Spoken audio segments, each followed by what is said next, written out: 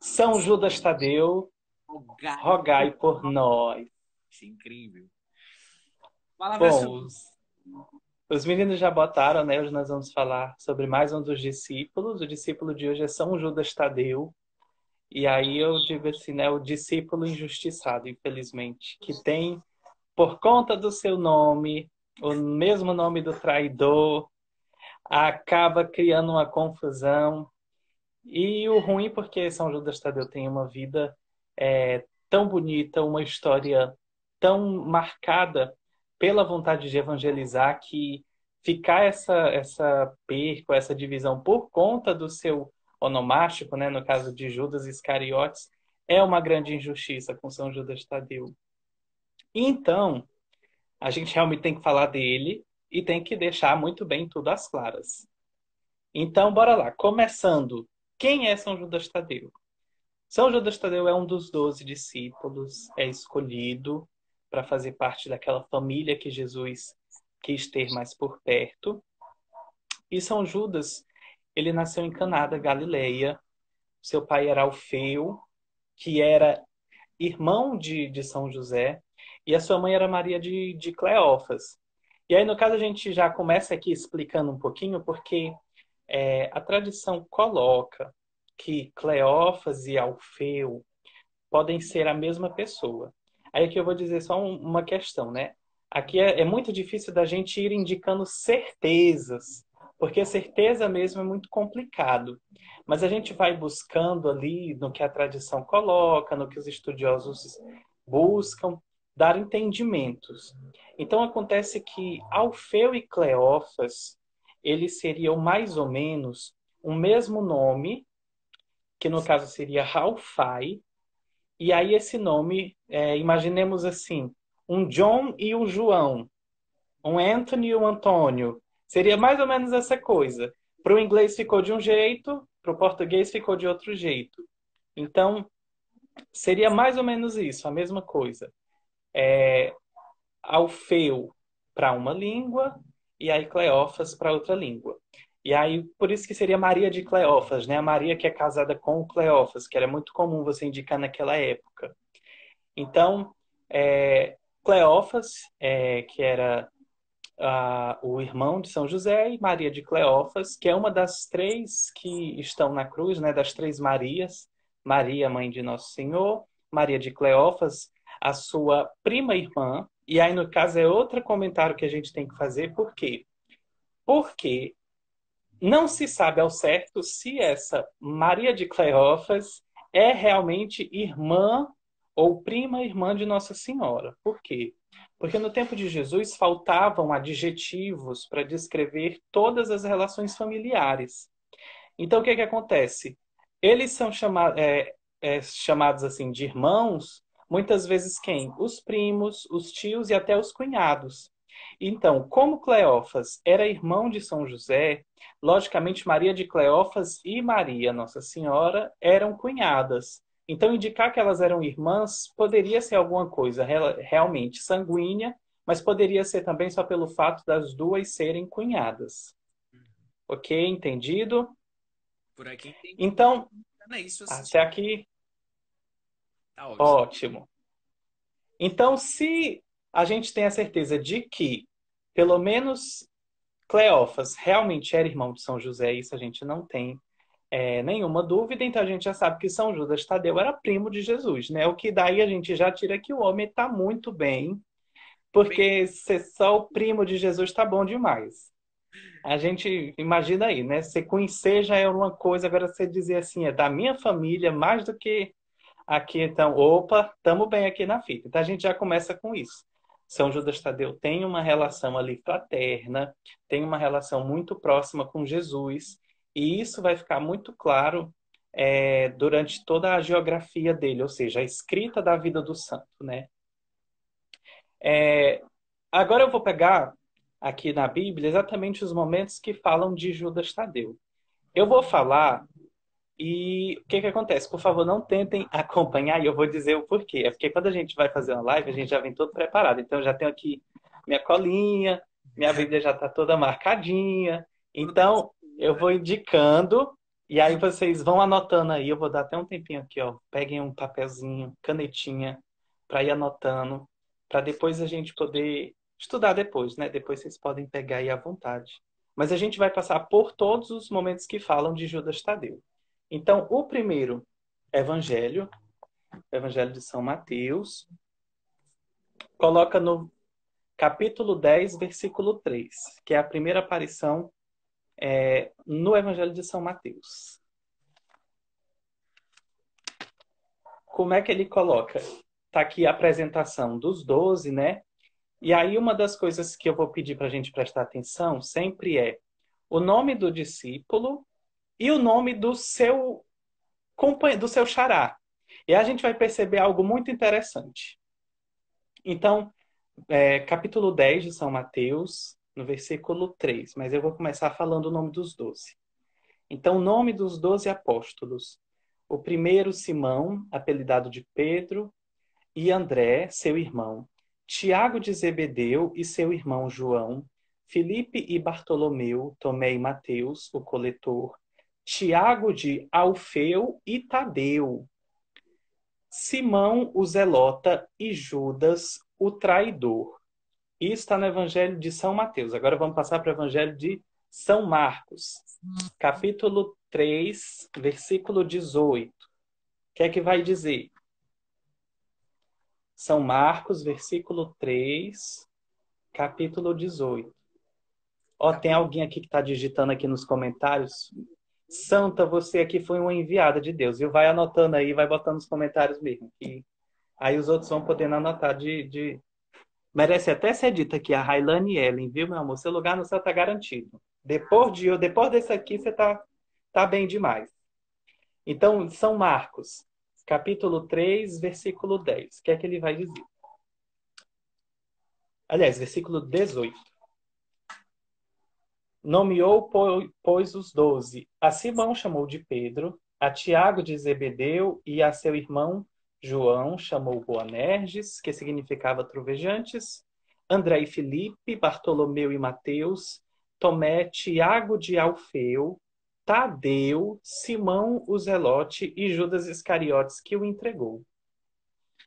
O engraçado notar, agora bora lá as especificações, que aqui nessas duas perícopes, nesses dois pedacinhos, tanto Mateus como Marcos evitam chamar Judas Tadeu de Judas, chamam só pelo Tadeu, exatamente para evitar de que as pessoas já aliassem o nome deles o nome dele à figura de Judas traidor. E aí, se a gente for prestar atenção também, toda vez que é mencionado a lista dos apóstolos, Judas sempre vem em último lugar e sempre naquela indicativa, né? O Judas, o traidor, Judas Iscariote, sempre vem em último e sempre com a indicativazinha do lado. Judas Iscariotes, ou Judas o traidor, ou Judas aquele que entregou Jesus. Exatamente porque os evangelistas já têm a preocupação aqui de indicar, ou não é o mesmo Judas, não. Então, Mateus e Marcos, quando enumeram, já chamam ele de Tadeu. E aí, o que acontece? Eles dois chamam assim, só de Tadeu para evitar. Agora vamos falar de Lucas. Então, Lucas, no capítulo 6, versículo 16. É novamente a questão dos 12. Então, começando de novo a lista. Simão, a quem chamou Pedro, André, seu irmão, Tiago e João, Filipe e Bartolomeu, Mateus e Tomé, Tiago de Alfeu e Simão o Zelote, Judas de Tiago e Judas Iscariote, o traidor. Agora a gente vai para Atos dos Apóstolos, capítulo 1, versículo 13, que é exatamente o momento ali que os apóstolos já estavam se reunindo no cenáculo exatamente para tudo aquilo de bom que ia acontecer com eles, né? Porque esse Pentecostes não foi uma coisa boa, minha gente. Não foi bom para eles, nem para nós, vou te dizer. Então, o que é que tem aqui em Atos dos Apóstolos 13? Quando chegaram, subiram ao piso superior onde se alojavam Pedro e João, Tiago e André, Filipe e Tomé, Bartolomeu e Mateus, Tiago de Alfeu, Simão o Zelota e Judas de Tiago. Enquanto Mateus e Marcos chamam Judas, Tadeu, somente de Tadeu, Lucas, que escreve o Evangelho de Lucas e também o Ato dos Apóstolos, tem essa mesma precaução de tentar fazer com que as pessoas entendam que o Judas que ele está falando não é o mesmo Judas traidor. Então, o que é que ele coloca? Ele diferencia. Ele coloca Judas de Tiago. Por quê? Porque a gente vai ver mais na frente que Tiago era um dos irmãos de Judas. Provavelmente deveria ser o mais velho. Então, o que que acontece? Sendo o irmão mais velho, ele servia de referência para os outros. Então, bora pensar aqui. O Mateus tem um irmão mais velho. Vamos pensar aqui que Mateus tem um Pedro. Então, se perguntarem assim, Bruno, tu conhece o Mateus? Eu digo, que Mateus? Ele, não, Mateus, irmão do Pedro. Aí eu digo, conheço, porque aí eu já vou aliando o nome. É a mesma coisa que Lucas faz aqui para que as pessoas saibam quem é esse Judas que ele está se referindo. Tudo ok até agora? Todo mundo entendeu? Perfeito. Deu de pegar, né? Agora, diz, Matheus. Só o meu áudio que não tá perfeito. O teu tá bom. O meu tá bom, tá? Graças a Deus. Ainda bem que eu tô preocupadíssimo aqui, vocês não me escutar. Que eu preparei tanta coisa mesmo. Fosse por mim, eu ficava aqui até meia-noite, porque eu falo muito, mas tá bom ainda, tá, Matheusinho? Graças a Deus. Pois bora lá. Como os outros apóstolos, né? A vida dele tem uma grande significância para o início da caminhada cristã. Logo ali depois da ressurreição e que os discípulos recebem o Espírito Santo no Pentecostes. Então, o que que acontece?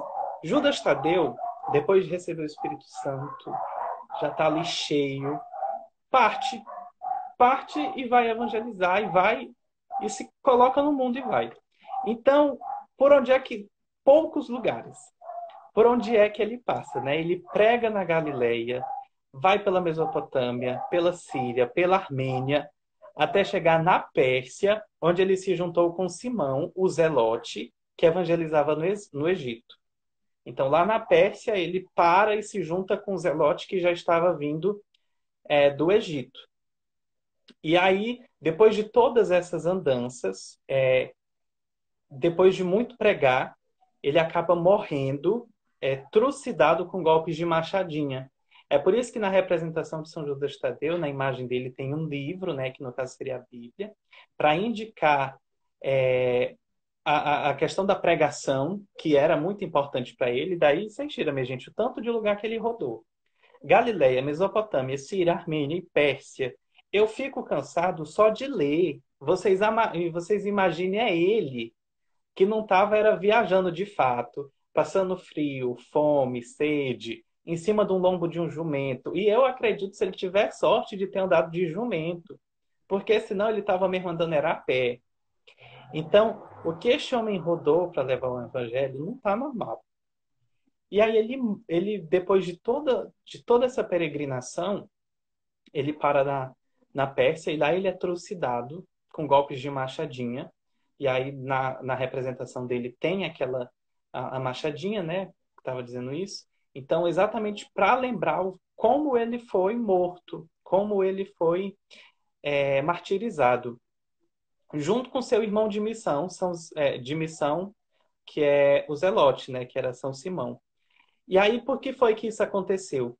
Porque eles chegaram numa região onde o domínio, onde as falsas doutrinas, os falsos mestres tomavam de conta. Eram muitas religiões, muitas doutrinas, e eles chegaram pregando o evangelho de fato. E acontece que aquela pregação irritou os chefes, irritou ali os falsos mestres. E o que foi que aconteceu? Zarroes e Arpachat, que eram os dois principais falsos profetas daquela época, incitaram uma parte do povo a irem contra Judas e Simão. E acontece que uma história bem, aquela coisa bem parecida com Jesus, né? Incitou o povo a ir contra aquele que só veio para fazer o bem. E aí eles conseguiram. E eles foram cruz, martirizados no dia 28 de outubro do ano 70. E a morte deles causou uma comoção muito rica na região. E aí acontece que é a mesma coisa. Parece que quanto mais você quer encontrar o evangelho, quanto mais você tenta, mais é que surge. Então, o que foi que aconteceu? Por conta disso, por conta do martírio, a comunidade cristã cresceu no lugar onde eles estavam pregando. E aí é uma das coisas que eu acho mais maravilhosas, né? Exatamente a questão. Quanto mais você tenta ir contra, mais o evangelho realmente dá frutos. E por causa de uma vida bem vivida, um testemunho, tudo isso que tentam fazer contra o evangelho não dá certo. Então, isso é um pouquinho da vida. Agora a gente vai para outros aspectos de São Judas. Judas é um nome maravilhoso. Sabe o que é que significa Judas, Mateus? Chuta. Judas. Judas significa Deus seja louvado. Olha só. Aleluia. Tá vendo? Menino, tu já pensou... Ela tá pensando em botar o nome do teu filho de Judas, né? Eu sei. Já pensou, já parou. Já passou na sua cabeça isso aí. E aí o que é que acontece? Por que que é Judas Tadeu, né? Eu não sei se vocês perceberam, mas é muito comum a gente sempre ver esses adjetivos, esses nomes compostos, né? Judas Tadeu, Simão, o Zelota. Por quê? Porque naquela época não existia essa quantidade de nome que a gente dava, né? Era muito comum que os nomes fossem iguais. Então, daí a gente tira o tanto de Tiago, de José. Jesus era um nome muito comum na época. Por isso que tinha o Jesus Cristo, né? Porque era o Jesus e aí o Cristo que significa o Messias, né? O enviado, ungido. Então, ter esse nomezinho qualificava e indicava quem era a pessoa. Então, Judas significa Deus seja louvado. E aí o Tadeu, ele veio ali de uma palavrinha que, volto a dizer, né? É sempre aquela coisa. Acha, né? A gente especula, os estudiosos acham, que vem de uma palavra síria que significa taut, que era misericordioso. Então seria o quê? Judas, o misericordioso. E aí faria até muito sentido, por quê? Porque esse misericordioso entraria em oposição ao Judas traidor, né? Enquanto um é o traidor, o outro vive da misericórdia. Deu de pegar como isso é bem construído, né? Bem feito. Judas, enquanto um é o traidor, o outro é o Judas, o misericordioso. Então, isso é lindo. E aí, o que que acontece? Tem muita gente que usa da passagem dos irmãos que a gente já conhece muito, né? Acho que, porque tal passagem diz que Jesus tinha os irmãos e tal. E aí a gente precisa entender isso muito bem. Então, essa passagem tem muito a ver com São Judas Tadeu, exatamente pelo fato de que ele é apresentado dentro dessa passagem dos irmãos. Então, onde está essa passagem? A gente vai aqui para Marcos 6, voltando ali para São Marcos.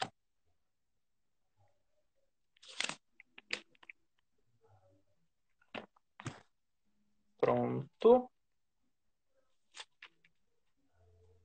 Marcos capítulo 6. Capítulo 6. Peraí.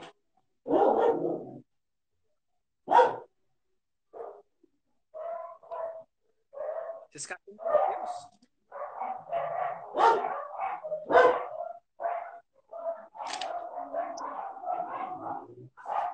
Jesus, amado. Olha o que que dá.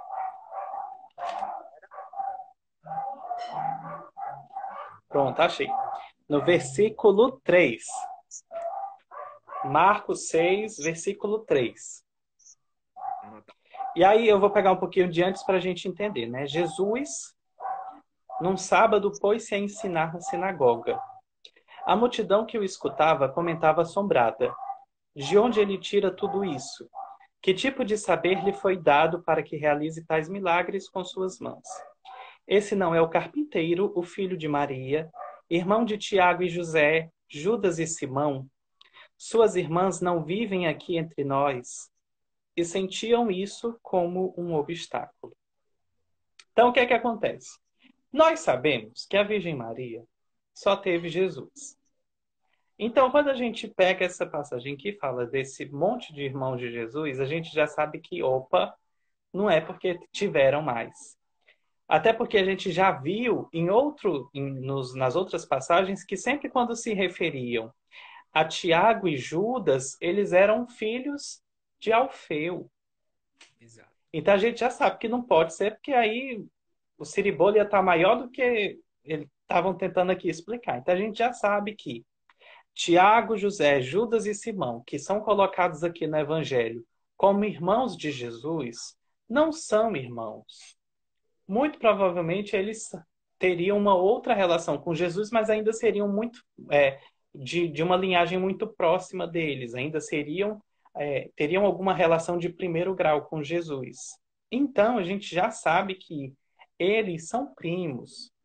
E aí isso faz com que a gente acredite que Tiago, José, Judas e Simão sejam irmãos. E aí Tiago, Judas e Simão realmente são irmãos, né, de Judas.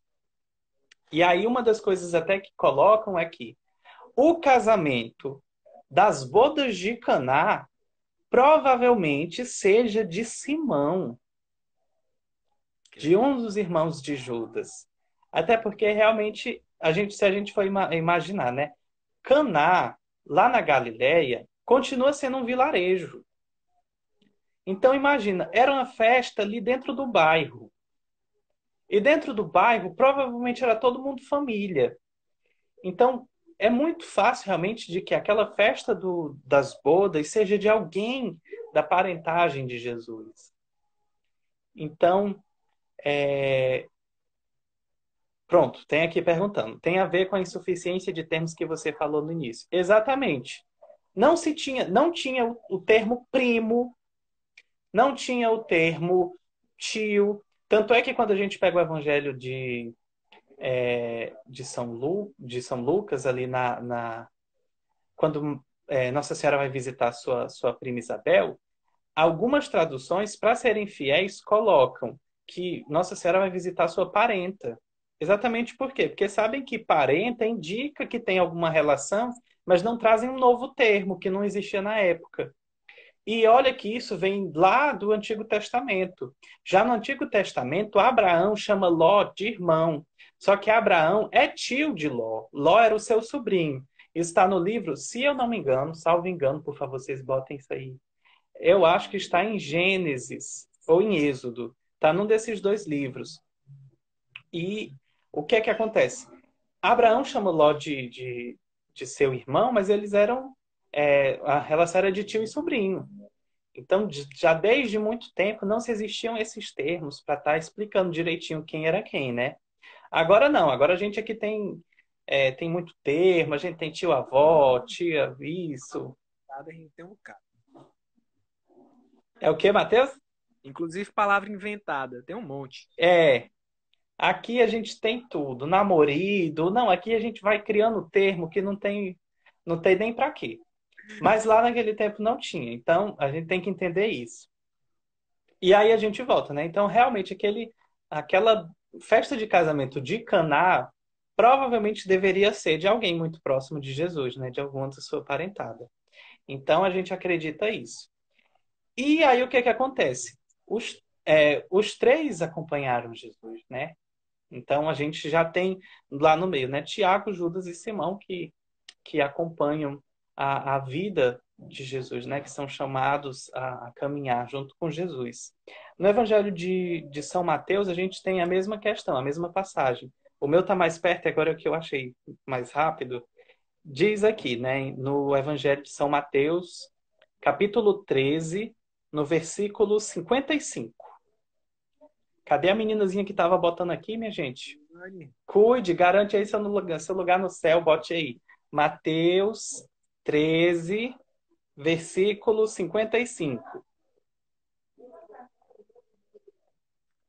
Diz o quê? Não é ele o filho do artesão?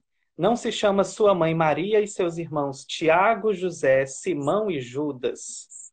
Sua irmã não vive entre nós? Então a gente volta a repetir que realmente Judas, Simão, Tiago e José eram irmãos. E aí uma outra coisa que até é bom a gente lembrar, acabei de lembrar aqui, supõe-se também que Cleófas, né, ou Alfeu, eram um dos dois discípulos que estavam caminhando a rumo de Emaús. Lá quando Jesus entra no meio lá dos dois caminhando, aí um daqueles dois discípulos acredita-se que era Cleófas. Então, mais uma outra coisa assim, a família era abençoada, né? Você tira daí. Maria, O pai se encontrou com Jesus, a mãe estava na cruz, o outro é primo, tá tudo em família ali, ó, tá? tudo Tudo perto. bom demais. Isso é bom demais. Um perto do outro, ali tá a família santa abençoada. O que que acontece? Isso é um pouquinho da vida e de como Judas, a gente encontra Judas dentro da Bíblia. Agora, uma passagem mais específica e expressiva, realmente, da bondade ou da misericórdia de São Judas, a gente vai achar lá na última ceia. Porque Judas, ele tem um trecho que vai dizer assim muito de como ele se preocupava com todos e não só com ele. Então, esse aí, quem estiver acompanhando, esse aí eu vou até pedir que abra para marcar, porque isso é lindo. No Evangelho de São João, no capítulo 14, no versículo 22. Tá na mão. João 14, versículo 22. Santa amada aqui que digita aqui embaixo, ó, não perca seu lugar no céu, não. Venha logo aqui, bote João 14, versículo 22. Então, aqui o que é que está acontecendo? Jesus está se preparando já para. Aqui já é a despedida de Jesus. Ele já sabe que vai morrer, que vai ser entregue, ele já está aqui todo angustiado, mas ao mesmo tempo está ali entregando e dando os seus últimos ensinamentos aos seus discípulos. E aí aqui ele começa a fazer uma promessa, né? Ele começa a indicar como é que as coisas vão acontecer depois dele, como é que os discípulos têm que levar a vida adiante, que é a questão de guardar os seus mandamentos, de fazer aquilo que ele deixou. E aí o que que acontece, né? Jesus vai falando aqui, vai dizendo: quem conserva e guarda meus mandamentos, este me ama. E quem me ama será amado por meu Pai. E eu o amarei e me manifestarei a ele. Diz-lhe Judas, não o Iscariotes. A gente já começa tendo essa distinção. Não é o Iscariotes que fala, é Judas Tadeu. Por que te manifestarás a nós e não ao mundo? Porque te manifestarás a nós e não ao mundo. E aí o que é que acontece? Tem uma coisa muito importante que a gente precisa entender e dissociar dos dois Judas. Judas, ele até foi chamado Judas Iscariotes, o traidor. Foi chamado por Jesus para continuar a missão, para fazer parte dos 12, mas ele confundiu as ideias, aquilo que Jesus dizia. E aí, quando Jesus dizia que vinha para instaurar um novo reino, para fazer tudo novo, para fazer com que as pessoas se libertassem, Judas Iscariotes, o traidor, colocou na cabeça de que ele falava de um poder político, de que ele ia libertar, porque ele ia se manifestar como um rei, um glorioso, aquele que ia vencer, que ia destruir todo mundo. O que que acontece? Judas Iscariotes queria que Jesus se manifestasse grandiosamente como um rei. Mas olha aqui a pergunta de Judas Tadeu. Por que te manifestarás a nós e não ao mundo? Aqui o que é que Judas quer? Ele já entendeu que Jesus se manifestando a eles, aos discípulos, eles vão saber, eles vão entender, eles vão conseguir compreender a mensagem do Pai. E ele pergunta, mas por que é, Jesus, que tu não te manifestas ao mundo para que o mundo inteiro possa te conhecer? Para que o mundo inteiro possa ter essa experiência com o Pai? Porque não ao mundo e somente a nós. Percebam que Judas Tadeu também queria que Jesus sempre a gente começar a diferenciar, a perceber de fato quem é cada Judas. Então imagina, olha só, Judas não está preocupado só com eles, com os discípulos, os apóstolos, mas ele está preocupado com o mundo. Por que tu não te manifestas ao mundo e todo mundo vai poder ter essa experiência com o Pai? Então só daí a gente já tira muita coisa do espírito e de como Judas Tadeu era um santo que se preocupava com todos. Ok? Entendido até agora? É curioso que essa. Eu vou falar aqui um pouquinho, vai ficar vendo só meus olhos, porque senão tu não me escuta. Tem nada não. É curioso como essa também às vezes, a reação de muitas pessoas que estão começando na caminhada agora, ou mesmo aqueles que já são de algum tempo, de questionar, tipo assim, poxa, mas por que será que às vezes parece que o evangelho é tão exclusivo, que ele é tão, como é que, excludente, na verdade, né? Que às vezes é só para um Uhum. e não manifesta para os outros. E aí Jesus ele vai explicar justamente nesse questionamento de Judas, né? E dizer que, olha, não é que eu não queira que o mundo seja salvo, é que só aqueles que guardarem a minha palavra, né? E aqui vocês estão inclusos, e é por isso que o Pai se manifesta em vocês através de mim, porque vocês guardam a palavra dele, vocês guardam a minha palavra. Infelizmente, nem todo mundo vai guardar. Algumas pessoas vão ouvir e vai entrar por um ouvido e sair pelo outro. E é isso que ele mostra, né? Esse prestígio, ele é interpretado de uma maneira diferente. Exatamente. Até porque o próprio Jesus diz, né? Quem vê a mim, vê ao Pai. Então todo mundo que por acaso esbarrou em Jesus ali há 2000 anos atrás, alguém que tiver só dado assim uma olhada de relance lá no fundo da multidão, já estava vendo o Pai. Então imagina a multidão que seguia Jesus para cima e para baixo. Então aí tu tira quantos 5.000 de 10.000 que Jesus era um popstar na época dele. Ali ele saía carregando multidão que não está inscrito. Então de 5.000, de 10.000, de tanta multidão ali que ele tem por perto, acaba que ele se manifestou sim. Mas quando ele fala que para os 12, ele fala realmente de uma manifestação um pouco diferente, porque ele está falando da questão do surgimento ali da igreja, de que eles é que vão ser os escolhidos para realmente guardar os mandamentos, no caso de servirem como base para tudo aquilo que vai ser colocado depois através da Santa Igreja.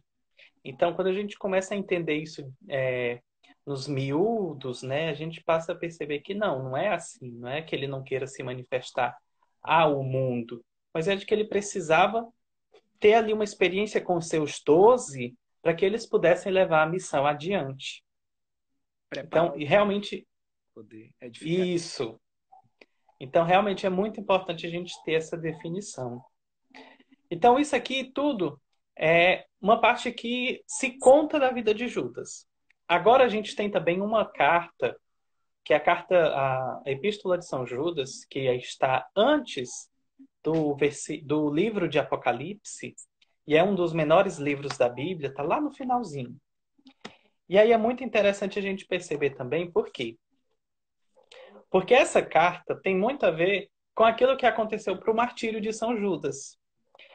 Não se tem ao certo a certeza de que essa carta foi escrita por ele. Mas tem muito, muito sentido tudo o que acontece. Por quê? Porque essa pequena carta, de apenas um capítulo, tanto é que ele é só dividido em versículos, são 25 versículos. A exortação que essa carta tem é exatamente contra os falsos doutores, contra os falsos mestres. E aí a gente lembra que Judas e Simão, eles foram martirizados exatamente por quererem defender o verdadeiro Deus. Então, tem muita semelhança.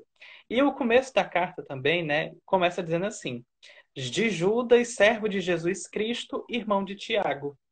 E acontece que a gente já sabe que Tiago era o irmão mais velho dele e ele deveria se apresentar assim, né? O irmão do mais velho, né? Irmão de Tiago. Mas alguns outros elementos podem fazer também que a gente pense que não seja. Tem uma mensagem muito forte, que é a questão dos falsos doutores, dos falsos mestres, das falsas doutrinas. E no finalzinho, como ele encerra toda a carta dele, a pequena carta dele, é exatamente isso, né? É uma breve mensagem mais falando de que Deus é o único, o supremo, insuperável. E aí ele termina, versículo 24 e 25, que finalizam ali essa pequena carta. Aquele que vos pode guardar sem tropeços e apresentar-vos diante de sua glória sem mancha e alegres. Ao Deus único que nos salvou por nosso Senhor Jesus Cristo, a glória, a majestade, poder e autoridade, desde a eternidade, agora e pelos séculos. Amém. O que ele deixa é um verdadeiro testamento aqui, nessas poucas palavras. Então, quando a gente percebe isso aqui, a gente vê muito que a vida de São Judas realmente cai muito nisso aqui que é vivido, né? Nisso aqui que é escrito. Porque ele morre defendendo a fé verdadeira, ele morre em favor da defesa dos que não conhecem ainda, né? E ele faz isso na alegria de saber que ele fez pelo motivo certo. Então, é, é, é uma vida cheia de pontos tão maravilhosos que, quando a gente pega para refletir muita coisa, a gente vai ficar assim: meu Deus do céu, como é lindo. E aí, é, imagina assim, tu ser santo e tu ter que recorrer a outro santo. Pois foi, São Judas Tadeu é um santo tão assim, chegado e amigo do Santo dos Santos, que o que acontece? Santa Gertrudes coloca na biografia dela, no diário dela, que teve uma visão com Jesus, e nessa visão Jesus diz para ela buscar auxílio em São Judas Tadeu, porque ele era o santo das causas impossíveis, ou dos desesperados, né? Dos desesperados. E São Bernardo de Claraval também coloca uma situação bem parecida com essa, de que é indicado que ele busque auxílio no Santo dos Desesperados, né? Da causa dos desesperados, que é São Judas Tadeu. E aí tu imagina, né? Tu ser santo e ainda saber que tem que buscar auxílio em outro santo. Então São Judas Tadeu tá muito bem na fita. Não tem como negar isso. Ele tá muito bom. E aí uma coisa só que eu vou comentar é porque, como ele tem essa característica de ser o santo das causas dos desesperados, né? Às vezes a gente vê muito.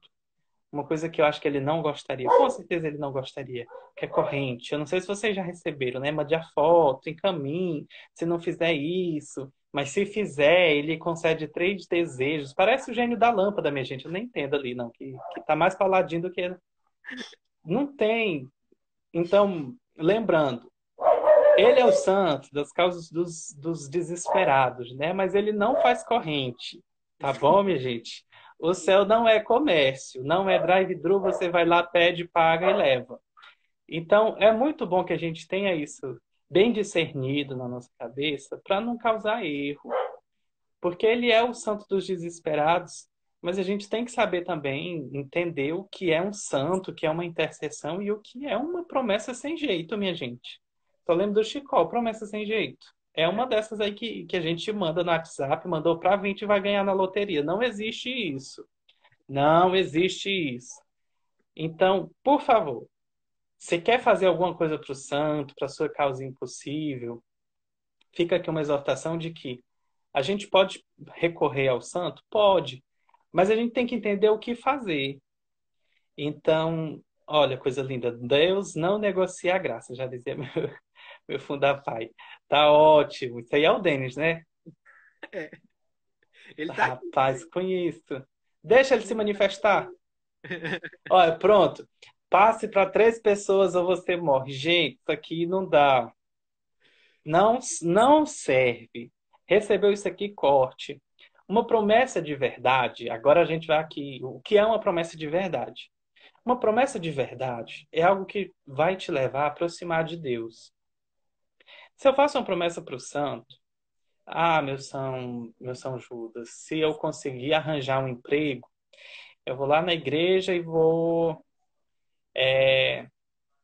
fazer a doação de uma cesta básica. Isso aqui não é uma promessa. Esqueça. Isso aqui não te aproxima de Deus. Mas é uma bondade e tal. Mas não é uma bondade que vem do coração, não é uma coisa espontânea. É uma troca que você está fazendo. Agora imagine, se você entende que você pode recorrer a um santo, pedir a ele e também se esforçar para crescer na sua fé, isso é uma promessa válida. Meu São Judas, se eu conseguir isso, se eu conseguir passar por esse momento, eu vou criar em mim o desejo de querer participar da missa todos os domingos. A gente começa a perceber o que não é algo que vai me deixar isento depois. Eu vou fazer uma vez e acabou. É algo que vai me fazer crescer na fé. Então a gente começa a perceber que tem realmente validade quando faz a gente crescer na fé. Eu vou fazer uma promessa durante esse período aqui que eu precisar, ou durante esse período aqui que eu estiver passando pela tribulação, eu vou recorrer à ajuda do meu santo, mas também vou fazer a minha parte de se aproximar de Deus fazendo isso. Então, vou rezar um terço. Eu posso até fazer a doação de uma cesta? Posso, de uma cesta, mas aí eu vou fazer por espontaneidade, no pensamento da caridade, daquilo que Jesus faz. Porque senão vira uma troca, vira um comércio e não agrada a Deus. Isso é o grande diferencial entre a intercessão dos santos e as próprias condutas mágicas assim, que a gente vê. E os santos nos ajudam a gente trilhar o caminho de santidade. Deus nos presenteou com santos justamente para que a vida deles e a intercessão deles no céu inspirassem no nosso coração o desejo de santidade e trilhar esses caminhos de santidade.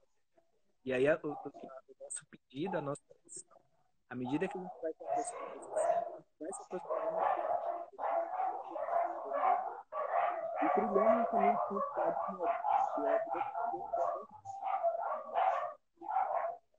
Exatamente, Mateus. Tem que ser isso, né? Eles têm que ser para nós muito mais um exemplo, né? Um guia para que a gente possa crescer do que somente uma espécie assim de, vamos pensar que é um vendedor, né? Um negociador. Tipo e tal. E aí, Matheus, para encerrar, não sei se está no tempo, eu estou perdidão no tempo aqui, mas porque por mim eu falava aqui até 11 horas. Até desligar aqui, a gente continua. Pois pronto, tá ótimo. Uma coisa que eu estava refletindo para falar de São Judas, e eu acho que é muito válido e pertinente a gente agora levantar essa questão por conta da vida do santo. Uhum. Eu estava procurando, e aí eu vi até uma mensagem que eu acho assim que eu disse, meu Deus, mas será que tem gente que até hoje não sabe que existem dois São Judas?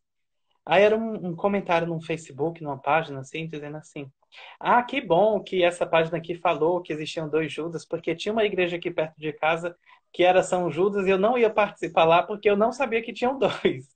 Olha só.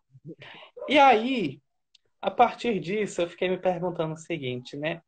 Quantas vezes a gente não acaba sofrendo porque as pessoas confundem o que uma pessoa faz ou acabam usando aquilo que uma outra pessoa fez de errado para tentar nos atacar ou tentar atacar a igreja? Quantas vezes São Judas Tadeu não deixou de ter o seu devido lugar dentro do rol dos santos, ou deixou de ser venerado, ou deixou de ter uma devoção mais forte, porque algumas pessoas não sabiam que existiam dois São Judas. E aí, pegando isso da vida dele, eu quero fazer pensar na nossa, né? Quantas vezes acontece das pessoas quererem me julgar ou quererem falar de fulano de tal baseado naquilo que outra pessoa fez e que não tem nada a ver. E a gente precisa deixar isso de mão, porque a gente mostra que tá indo para uma igreja pela pessoa errada. Porque se eu começo a ir para a igreja por causa de fulanos e fulanos e não estou indo por causa de Jesus, tem um grande erro aí. Ah, mas é porque fulaninho de tal fez isso. Olha lá, vai para a igreja, vai para a missa todo dia, não sei o que, isso, aquilo outro, participa de todos os grupos, está lá na casa do padre e fez isso e errou. Ok, quem errou foi a pessoa. E se você começa a usar isso como desculpa para se afastar de Deus, é porque, na verdade, você nunca encontrou o motivo certo para ir até Deus. Então, a gente precisa refazer esse entendimento da vida para poder crescer. Já pensou se a minha vida todinha for baseada naquilo que os outros falam dos outros e nunca por aquilo que Jesus falou? Olha que vida infeliz que eu vou ter. Aí é como já dizia São Lucas, né? Um cego guiando outro cego. Porque eu vou querer guiar minhas ações na ação errada do outro. E aí acontece que o único que não vai nos decepcionar e que sempre vai ter o caminho certo e o caminho mais reto possível a nos dar de exemplo é Jesus. Então, isso precisa ficar muito gravado, muito marcado. Ó, esse cara bem aqui, ó, precisa ficar enraizado no fundo dos nossos corações. Uma das coisas que para mim é muito dolorido ainda, vou falar aqui sem nenhum medo ou sem nenhuma, vocês entenderam aí? Principalmente quando entrou aquele período mais duro e cruel que o Papa Bento XVI pegou, que foi exatamente no começo daqueles escândalos sexuais. E aí a gente escutava muita coisa, porque todo padre era isso, esse, aquilo, outro. E queria se fazer com que o erro de um padre lá em outro lugar fosse como um motivo para eu poder falar mal de um padre daqui e dizer que todo padre é isso, todo padre é aquilo. E lendo isso da vida de São Judas, isso me trouxe à tona tudo isso que foi vivido naquele tempo e que até hoje a gente ainda escuta vez por outra. Ah, porque é isso, porque é aquilo, porque fulano de tal fez. E aí eu queria dizer que se foi o fulano de tal que fez, não foi eu e não foram todos. É muito bom a gente ter isso muito claro na cabeça. Se foi a pessoa lá do outro lado que fez, ou até se foi a pessoa aqui do meu lado que fez, mas essa pessoa não representa o todo. E aí eu vou pegar um exemplo para a gente entender isso muito bem. O erro de um não representa o erro do todo. Então, o que é que acontece?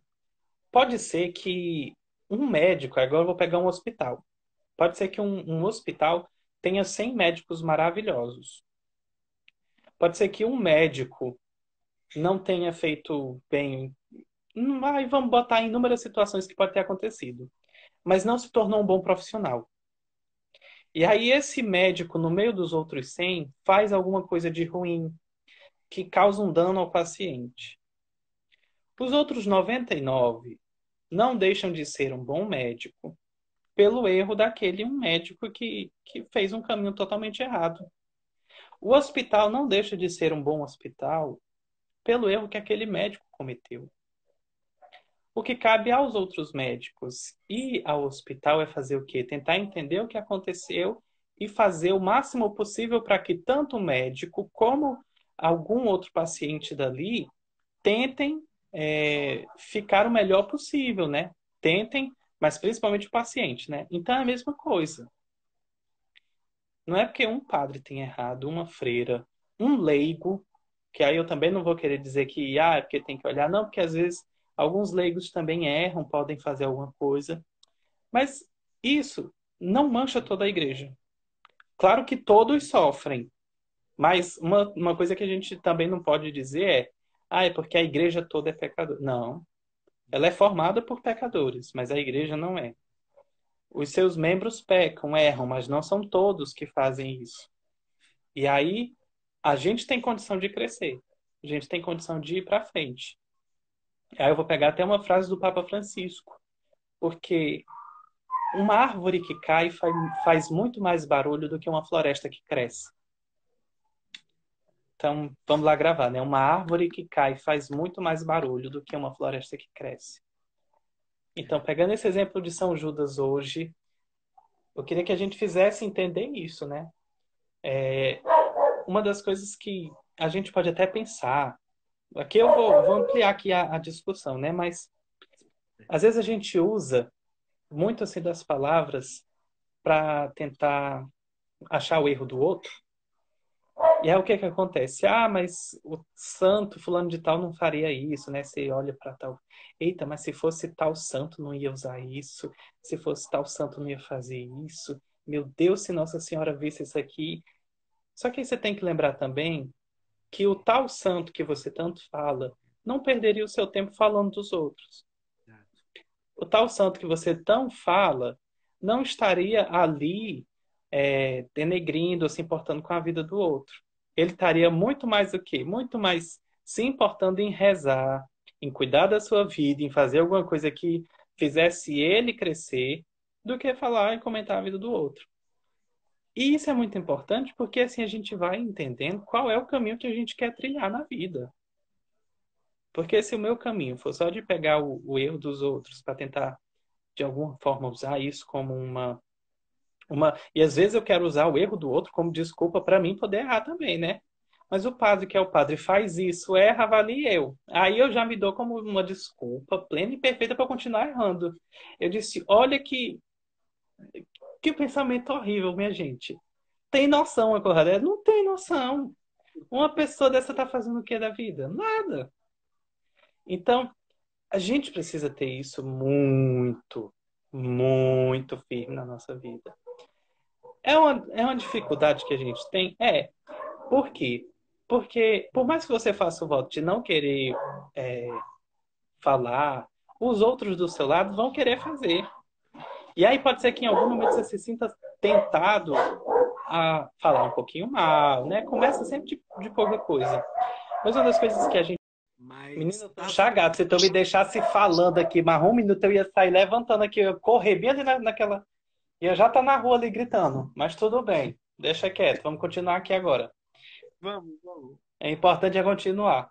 Nem que eu volte só para falar um minuto, mas eu vou encerrar este pensamento aqui. Não tem Tem que fazer problema. 20 lives, a gente vai fazer. Vai dar certo. Mas voltando, é, eu falava da dificuldade, né? Às vezes a gente pode criar um propósito para nossa vida, mas o mundo ao redor não cria esse propósito junto, não. Então, se eu crio um propósito de realmente me esforçar ao máximo a viver a santidade, eu tenho que lembrar que o mundo que está aqui, ó, do meu lado, a maioria, não vai fazer esse propósito junto comigo, não.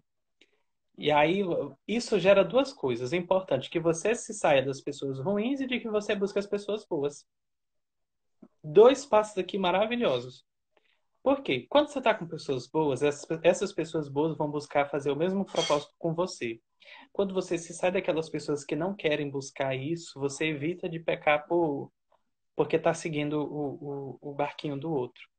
Então, o exemplo que eu pegava, né, de você dizer que não quer falar mal, você vai evitar isso ou aquilo. É, se você deixa isso muito claro para todo mundo, que você tem um propósito de vida e você vai seguir, tem um momento que as pessoas vão entender isso muito claro e automaticamente quem está ali ao seu redor já entendeu, não vai mais fazer isso. Exato. Vai chegar um momento, digo isso por experiência própria, onde a pessoa vai, e aí eu digo, uma vez eu cheguei num quarto, e aí a pessoa disse assim, é, não, vamos deixar esse assunto aqui de mão, porque o Bruno não gosta de falar disso aqui. E aí eu entendi. Agora aqui já ficou entendido de que as pessoas já entendem o que é que eu quero, né? Então, isso é algo muito importante. Vou só responder aqui uma perguntinha que eu vi. Cadê Jesus? Esse eu acho que a Marina perguntou. Uma pessoa que não busca o mesmo propósito que você, necessariamente é uma pessoa ruim? Bora lá.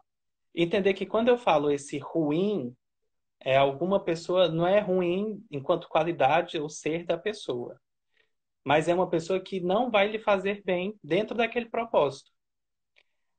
Vamos pensar aqui em alguma situação. Você pode ter uma pessoa muito boa, que, deixa eu dizer aqui, que faça caridade e tal, mas vamos pensar assim que é uma pessoa que não acredita na castidade. Então acha que pode fazer tudo a qualquer momento.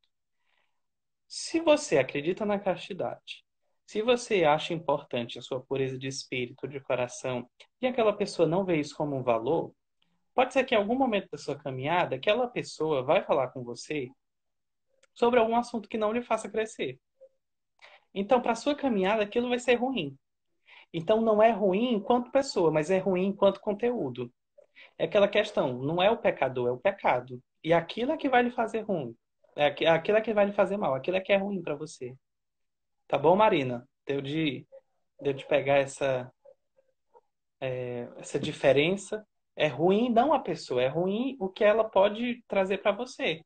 É ruim uma pessoa que fuma, não porque ela fuma, mas porque ela pode induzir alguém a fumar e não é tão bom, não é tão legal. Alguém que usa droga, alguém pode dizer assim, ah, mas eu uso assim só para relaxar.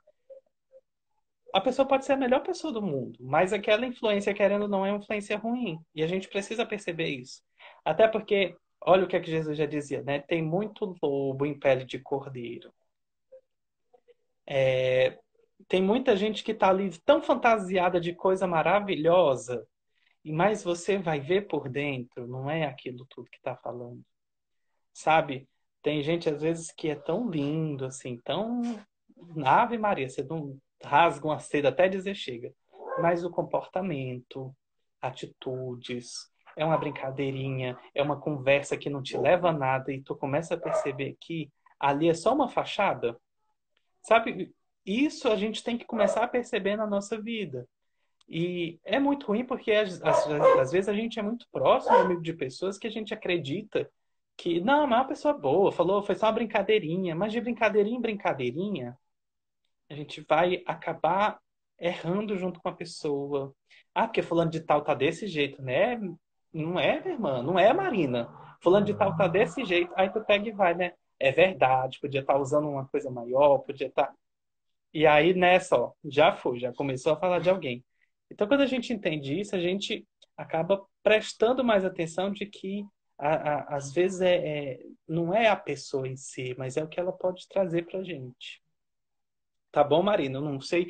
Eu acho que ela respondeu aqui alguma Ela disse, coisa. Eu também não sei. Eu não sei mexer nisso aqui também, não, Matheus. A gente precisa botar um técnico do nosso lado aqui toda vez. não, ela falou aqui, ó. Mais direto impossível o recado que Deus mandou através de você. Graças a Então, Deus, minha gente. Pois pronto, eu não sei se mais alguém quer fazer algum comentário, porque a vida de São Judas a gente já, do misericordioso, a gente já parou por aqui. Vamos agora, aquele momento, né? Coisa linda de fim de aula, né? Vamos agora abrir a discussão para a turma falar. coloca o que Deus colocou no coração, que vamos partilhar juntos e tal. Exatamente. Eu não tô apressado. Tu tá, Matheus? Estou com um pingo de pressa. Graças a Deus eu consegui fazer todos os meus compromissos até agora. Até um segundo antes de começar a live, mas deu certo. É o que Deus quer mesmo ali, que é para não deixar nada errado, não. Pronto. Pois quem quiser fazer algum comentário, se não quiser também, nós vamos rezar um rosário bem aqui. Não faz mal. Recurso a gente tem. Não Para fazer a gente tempo, vontade. boa Então, nossa. Mas eu quero começar a partilha. Eu vou ficar aqui para poder com, olhando os meus belos olhos aí para poder escutar minha voz bem. fale. Mas, lembrando, pegando um gancho que tu falou sobre tanto a passagem sobre um cego guiar outro cego, quanto essa questão do julgamento com a postura das pessoas e tal. Eu me lembrei muito de uma frase de Santa Teresa de Calcutá, né, que inclusive foi compartilhada recentemente no perfil do Halley, mas também é uma frase bem conhecida dela, que é aquele que julga não, aquele que perde tempo julgando não tem tempo para quem julga não tem tempo para amar. Essa é a frase dela. E o quanto isso corrobora com o comportamento e como São Judas ele se coloca diante daquilo que Jesus está dando para ele, né? Então ele está ali no meio dos discípulos, ele está incluído na graça, ele está participando da manifestação de Deus ali neles, e ele se preocupa com os outros, né? Aquilo que tu falou, de ter um coração misericordioso, de se preocupar com o além, né? Se preocupar com o algo a mais das pessoas que estavam ali. Então, naquele momento para ele, parecia que não era só a alma dele que importava. Parecia que o Deus que ele comungava, ele era tão bom, ele era tão grande, que não dava para ficar só com ele. Precisava ser dividido com mais pessoas. E é curioso como Jesus ele impulsiona os apóstolos, principalmente os 12, né? De maneiras diferentes, com pregações diferentes, com maneira de alcançar pessoas de uma maneira diferente, né? O Jacinto falava com a gente uma vez, e isso ficou muito gravado no meu coração. Acredito que um dos meninos também, o Denis e a Brenda estavam lá, o Terence também estava.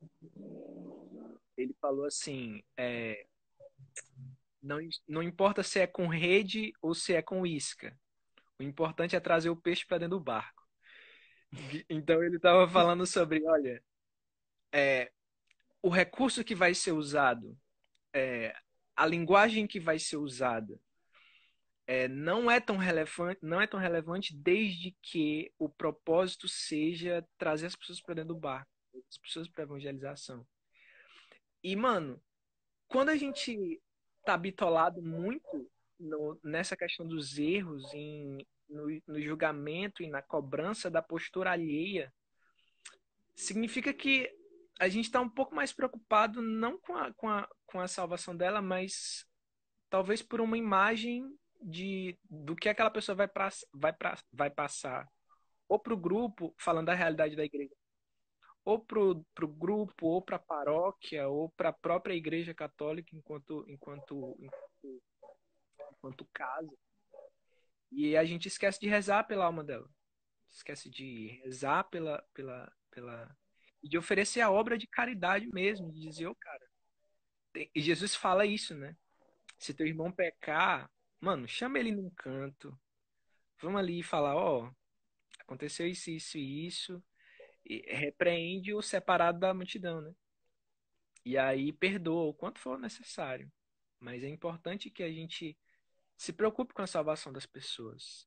Eu acho que o que eu pego de São Judas para hoje e para mim é, é essa preocupação além da minha alma, além da minha salvação, é o me preocupar com a alma das pessoas mesmo. As que erram, as que acertam, as que conhecem, as que não conhecem, mas que eu possa contribuir de alguma forma com a maneira que os recursos que Deus me deu e que dá para levar essa galera.